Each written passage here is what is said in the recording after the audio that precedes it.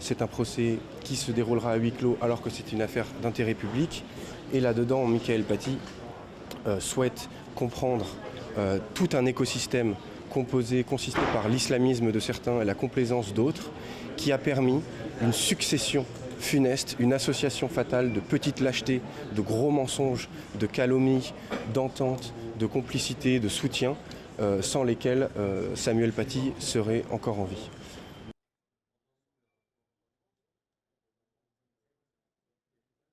C'est que sans la dénonciation de la mineure à l'origine de toute cette cabale, sans dénonciation, pas de médiatisation, sans médiatisation, pas de crime. Voilà, ça c'est une logique de causale implacable. Donc,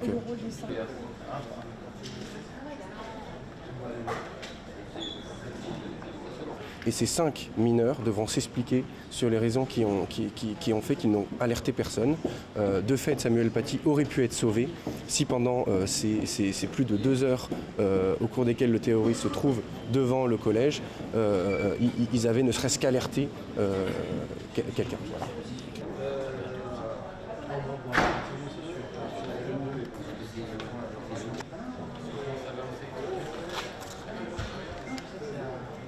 Il est rongé par le remords, comme j'indiquais effectivement, et il appréhende énormément la confrontation avec la famille de M. Paty. Voilà, je m'arrête là. Merci beaucoup, au revoir.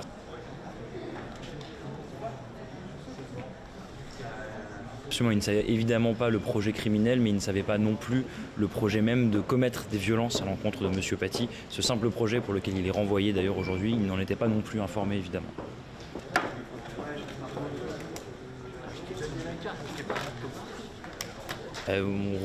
Il a repris difficilement son existence, même si évidemment l'idée n'est pas de le faire passer pour une victime, mais pour lui aussi, il a dû se littéralement déraciner en 3e, changer de cercle d'amis, changer de collège, changer de lycée, et reprendre sa vie presque à zéro.